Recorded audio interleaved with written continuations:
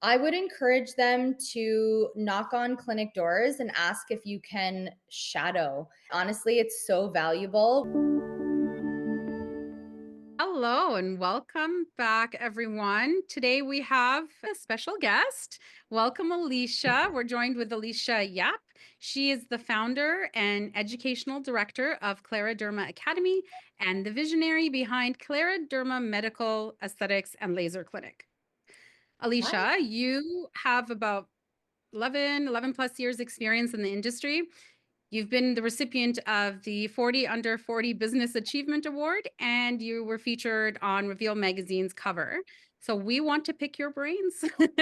We want to talk about, how do you open a med spa for our listeners who are thinking about it or maybe starting the process? Because a lot of times, you start something, you look back and you're like, I wish I knew that when I started. And we kind of want you to tell us things that you wish you knew when you first started. So we'll Yeah, get into that. Welcome to the show. absolutely. Thank you so much for having me. I sincerely appreciate it. So tell us, let's go back to shortly, but the beginning, like what made you choose this industry? Did you go right into medical aesthetics? I did actually. I've always had an inkling for aesthetics in general. I'm an Italian heritage, so I had quite a lot of body hair when I was growing up, and it was always my my my Achilles heel. And so I had a personal sort of interest for that measure, and at that time, I'm 36 years old, so at that time there wasn't a ton of options when I was younger. So I was like bleaching my mustache and like, getting wax strips from Shoppers Drug Mart. And, all of those things were very temporary fixes.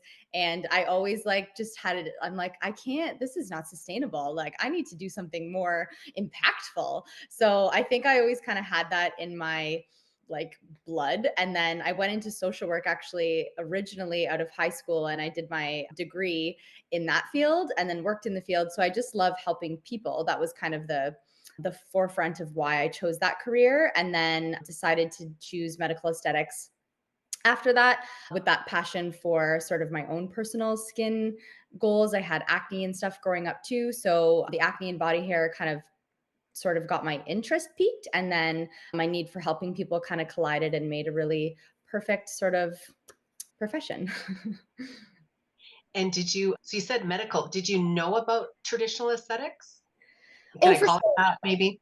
Yeah, just from utilizing them, right? Like I was like constantly getting stuff waxed or my brows done, or like pedicures, manicures. I was super into it just on a personal level, and I was always inviting my friends over. I'm like, I can wax your body for you if you want. Like, so I always had an interest in it, but I never studied like the basic aesthetic courses, or I never did that. I went straight to the hardcore stuff. I was like, no, I need something heavy. And yeah, that was sort of what piqued my interest. So I Googled, I was more interested in laser hair removal, I would say, to begin with. So that kind of led into all of the other things, right? So laser Okay. hair removal was something that I wanted to get done. And then I was like, maybe I can learn it. Like that'd be cool. And then that sort of went into my like just brain exploding into how much I loved all of the other aspects of the field. Mm. So what Amazing. would you say is the difference? Like if someone was looking at this, and I think I'll speak for Canada itself, Yeah.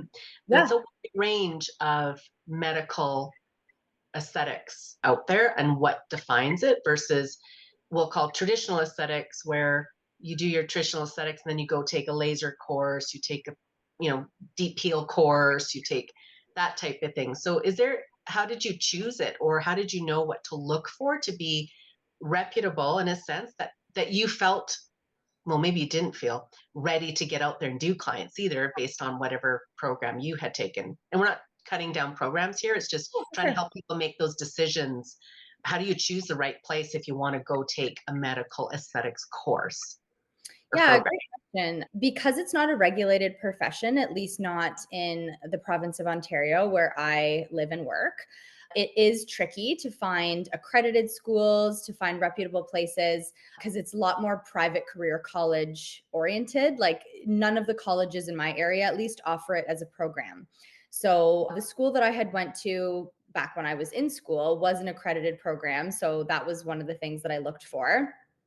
and they were a functioning clinic as well. So they had like a clinic facing and then a school side. So that was really neat because you got to use the facilities to do the treatments and practice on real patients. So that was really helpful.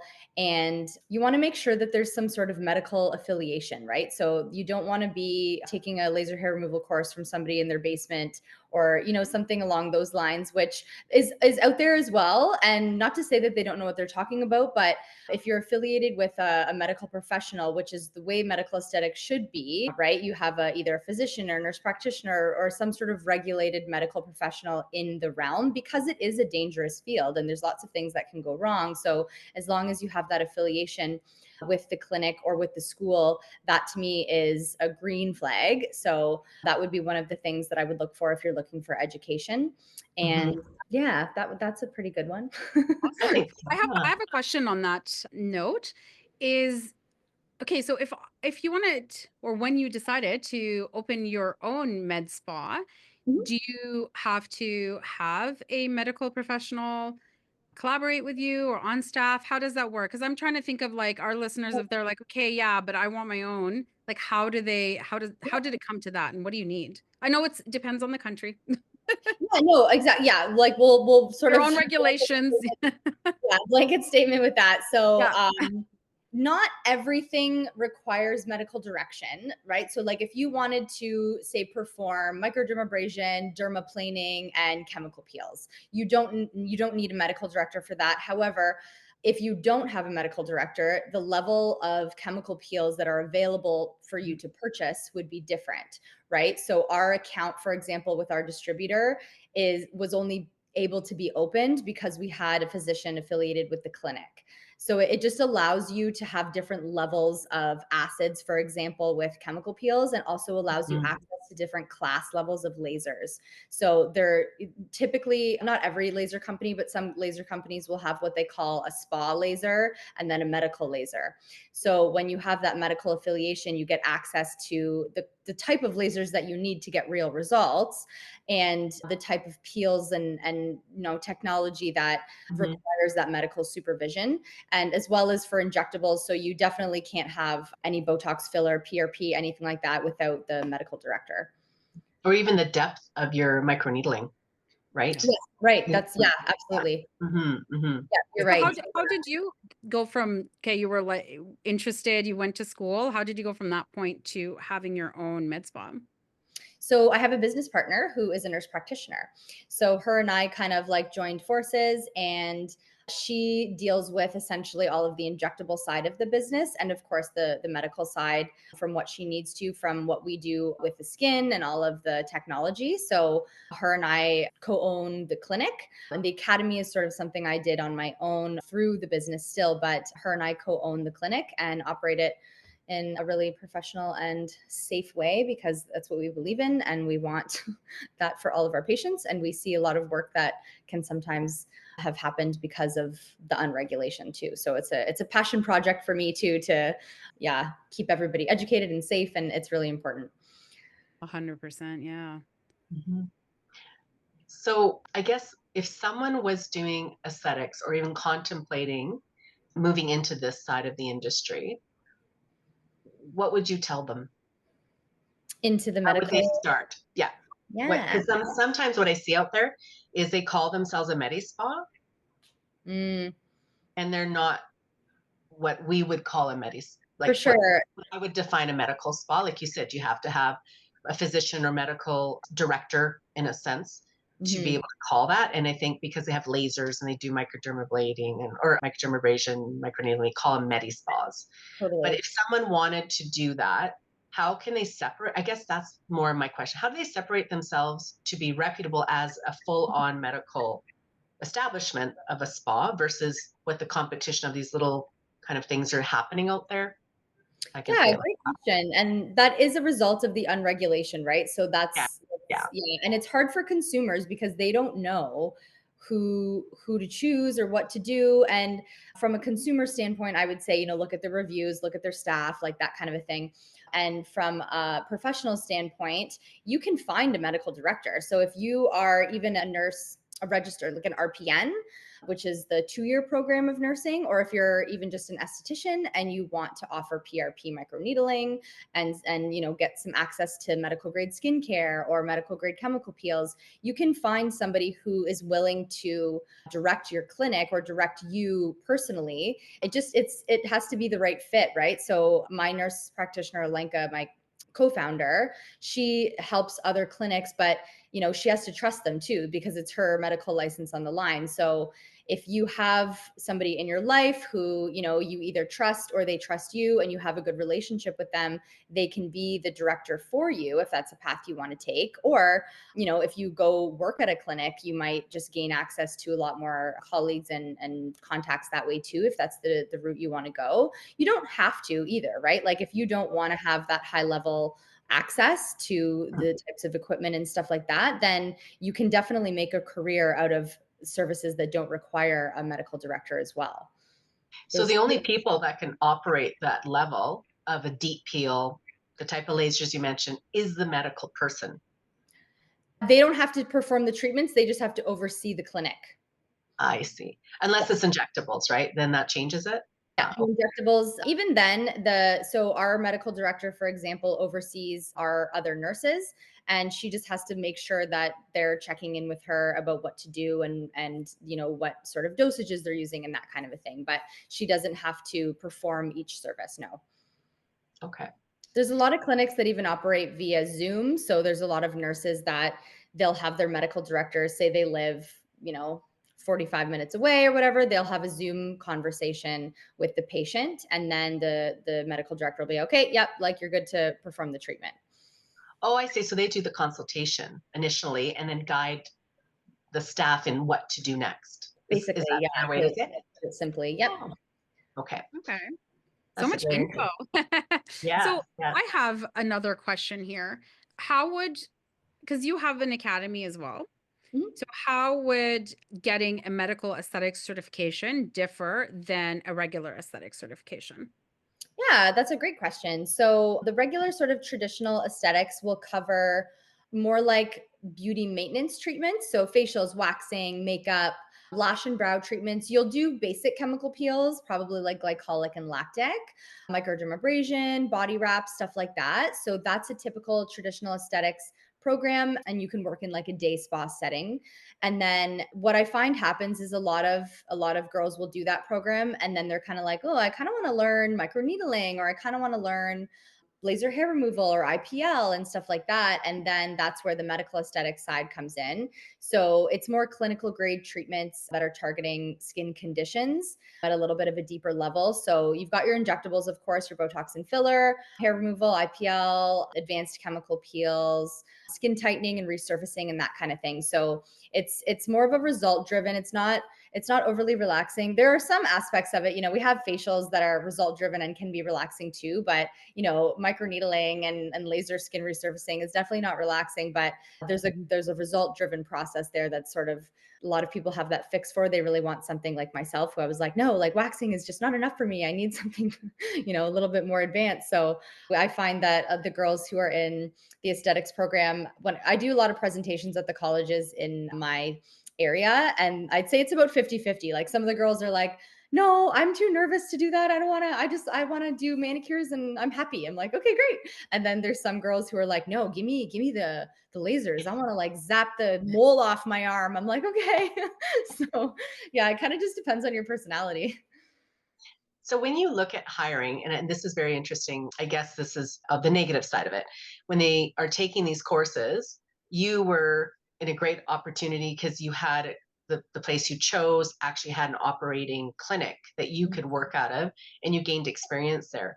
A lot of times what we're hearing from people is that they're taking these courses. It's a medical level course for aesthetics, Yep. but no one will hire them because they need 2 to 3 years of experience. Mm, How would you reach out to these people? What would you suggest they do? Because they don't want to go back and spend more money on schools, for sure. which I can understand. But is there anything that you would maybe a Yeah. tip you could share, or how do you help them, or Yeah, what would you 100%. suggest? I would encourage them to knock on clinic doors and ask if you can shadow and just sort of watch what they do. And it would be unpaid, but honestly, it's so valuable. We had a lot of our staff actually come from that. So, like, honestly, because what's it to them? They don't, like, if you're just kind of following around and, helping them out, if you say, I'll clean your rooms for you, I'll flip them over, and, you're at least some sort of an asset to them in the way that you're helping them out in their day to day. And all you want to do is learn from them. If they don't want you, then they'll say no. But I don't see why anyone would say no to that. If somebody's knocking on my door saying, hey, can I help you out all day? And all I want to do is just like ask you some questions and follow you around, I'm like, sure. So, I remember one young girl, she was really frustrated, had been applying. I said, have you thought of asking, how about I start at the front desk? yeah, that And too. then I can help and observe and then move into the clinic side and maybe help set up and clean up and watch and have Absolutely. mentorship. And I think we have to understand how do you get experience. Sometimes you're not going to start where you think you're going to start, Yeah.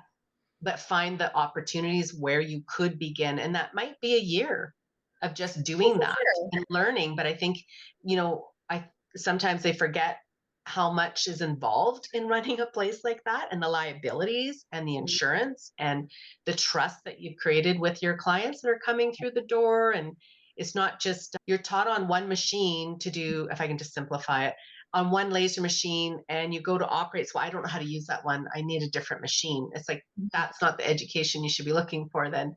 It's Totally. understanding what laser hair removal is and the types of machines and what they do, so that all you need to do is understand how to operate the machine, but you should be able to deliver the treatment. Have you come across that where sometimes people are like, I can't do it because I don't know your All machine? all the time. And in fact, it was one of the driving forces for me creating the academy because, in my opinion, if you understand the basics of laser physics, for example, and the anatomy of skin, I want to teach you how to drive a car, and then you can drive any car, right? Like you get in the wheel and you can, like, maybe some of the buttons are different or some of the mirrors are in a different place, but you can operate the car because you know how to drive. So that's sort of the theory that I had when I created my content. Was I had no brand affiliations whatsoever because I don't want to sell a brand. I want to sell the science, and that you can understand that so you learn it, and that helps you choose equipment too. So if you're going to open your own practice, you won't get hosed by a laser rep, which I can't stand them all, no offense, but they, like, Yeah, they're not there to help you. They just want to sell a machine. So understanding all of that really does empower you to make good choices for your clinic as well as good choices for your patients. I love your analogy, and that's something I that do too. I'm going to start using for people choosing schools and training. It's like, are you going to learn how to drive the car that they Yeah. have, or are they going to teach you how to drive a car so you can use any car? Yeah, right? Like, I love that that's analogy. Such a good one. A really simple way to put it. Love it. mm, Mhm. thank you. So And you touched on sorry. the laser reps, and you're like, oh, that to me sounds like something you wish you knew early on. Yeah. If Yes. somebody is looking to open their own med spa, I think from what I'm hearing from the conversation so far, it's like it's really good to get that basis of experience. I love the idea of going and shadowing, not just to get the experience, but also see what you like about how a business is run, so that you can down the road, when you want to open your own business, know what you want to do and what you don't want to do. Mhm. What are some things that, if you can, this could be a long conversation, but what are maybe two or three things that you wish you knew at the beginning before deciding or opening your own med spa that would have made the journey a lot easier for you? That's a hard one, but You can even pick one. I know. Just pick a couple things. I know, right? Yeah, I mean, when it comes to equipment, just do as much research as possible. And like, it boils down to, you want to know your science, you can choose the right equipment. But another thing that's super important that I think people don't really think about is the support after the purchase. So the support that you get from the companies, and there's a lot of reputable companies who have great support, and there's a lot of companies, unfortunately, who you never hear from them again. You sign the contract, you buy the machine, and they're like, who are you? And that's really important, and it's hard to know before you kind of get into a relationship. But there's so many groups on Facebook, for example, where it's like, Aesthetics Connect Canada or what have you, and there's a bunch of different resources that, pop a quick question, and they're like, hey, has anyone worked with X company before? How was their support? How are their warranties? Like, all of those things are super important. So being knowledgeable about the equipment and the science behind it is important for you to navigate the info that they're going to give you. But then trying to do a little bit of research on what their company is like from an after purchase standpoint is really, really important, and a game changer. Like, game changing. If you don't have that support, it's really, really tough. I love that. That's a good one. Yeah. Another touch point. I know that you and I we had a meeting before this, but we chatted about when you hire someone to the point where you know that they are good to go, independent, fly birdie fly, you can go, right? What I know everyone's different, but what's on average would you say they've taken the course and now they're going to come work for you? How long do you find that you have to spend with them for training? Because I think this surprises them when they come out of school that they're actually not ready completely. Absolutely. Yeah, Mhm. it's almost everybody, and was another sort of driving force for me creating the academy. It was originally for a training tool, because I, like, every time I hired somebody, I had to go through the same Over process and over. over and over. I'm like, I'm just gonna put this all in one thing, and then, like, it can repeat itself. So, because it's timely, right? And I Mhm. still do spend one-on-one time with them, of course, but the theoretical knowledge at least is all in the platform. But I'd say I usually, the way I train my staff is I'll start them with the basics. So, facials, chemical peels, laser hair removal, for example, and they'll do that on their own for a good few months after I've spent at least 2 or 3 weeks with them on hand after the online training as well. So, like, we're already at, yeah, 4 months, let's say. And then, the more advanced treatments like radio frequency microneedling, skin resurfacing, like that kind of thing, I'd say about a year. Yeah, From it start takes to it takes finish. for sure. And that's with, like, constant, every patient they have, they're texting me, "Hey, Alicia, are these settings okay?" And then I either say yes or no, or I adjust. But yeah, I'd say a good year from, like, hire to being completely trained on everything, full service menu, would be about a year.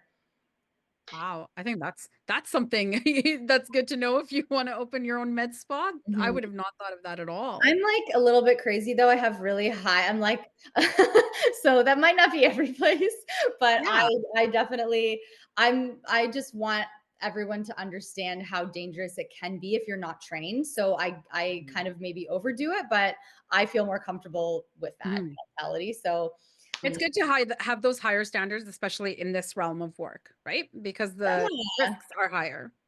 Exactly. And the last thing you want is a lawsuit, Mhm. or, even just if you injure somebody and, like, you've caused somebody pain or you've caused somebody an unfortunate event, it does affect you too. Like, you are a wreck. It's not like, trust me, I've seen it. The girls that are on my staff, it's happened a couple times where, something bad happens they didn't anticipate, and you're, like, in a bad place for a long time, because it's not why you entered this career, right? Like, you Right. wanted to help people. So mitigating those adverse events is, like, top priority for sure. Mhm. What do you do when something like that happens? Like, what are your protocols? Yeah, it depends on the event, but I mean, let's say a burn, for example, right? So first course of action would be to have our nurse practitioner write some sort of a prescription for them, given this, level of burn that it could be. And then after the burn has sort of, like, subsided and healed, making sure we're giving them the correct topicals to put on it so it doesn't scar, and then having them come in on a really consistent basis for scar revision if we need to do that. So it hasn't happened, I feel like it's only happened maybe 1 or 2 times throughout the course of my career, Mhm. but it's yeah, it's It's puts you on the possible. work. Yeah, it's really terrible, and it's a lot of time and effort and money to deal with adverse events as well. But yeah, like even just a small burn, typically we have protocols where it's like, okay, if they need a prescription, then our nurse practitioner will write them a prescription. If it's just sort of like a, ooh, we need some aloe and, cortisone cream, it depends on the level. But yeah, we Mhm. typically have medical intervention, at least a consult about like, this is what happened. What do you think? And then go from there. So at least we can be directed medically in the best way. It sounds like it's good to have a plan of action in case you need it, right? For And sure. that be something that you have ready on hand and you train your staff on it right off the get-go. Absolutely. Hopefully, you never need to use it, but the risks are there Yeah. for a reason because it But does happen. lasers, absolutely. And lasers are very humbling. And, it may not even be anything that you could foresee, but, maybe they were on a medication they didn't tell you about, or, something, and you're like, what? Like, that's usually what happens, right? Is there was some sort of unspoken piece of information that was critical. So, patient assessment and reading the medical forms and the consent forms is really important. And I'm not trying to scare anybody off from the profession. It's a very Hmm. rewarding profession, and you get really impactful results. So, there's pros and cons to everything. And as long as you're sort of making sure that you're really on point and you're asking all the questions and you're being thorough, the chances of an adverse event happening are very, very slim. Yeah. And if you have an establishment like yourself, and you have lots of staff and that type of thing, you have all of the protocols in place. So if someone's looking at doing this, and I find that sometimes people are like, I want to own my own medical spa, and they don't realize everything they have to have done in place and ready to go. Maybe the medical director would help with that side of it. Would that be fair to help guide them on that? Do you think? Yeah, there should be. Absolutely. There should be safety sort of protocols, a training manual of some kind. Mm. And especially with the regulated medical professionals, they also have, like you have to fill out this form, and then you have to in like there's Mm. protocols that they would have for their sort of college that oversees them as well. So yeah, like 100%, there's always going to be some sort of protocol to turn to.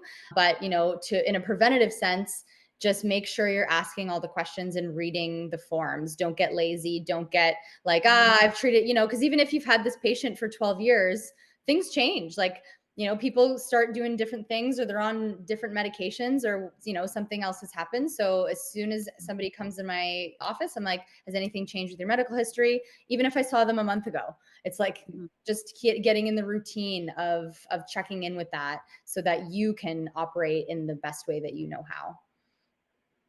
Don't make Um, any assumptions. yes, Yeah, of for sure. course. And people One, lie like also. they So withhold. They withhold. yes.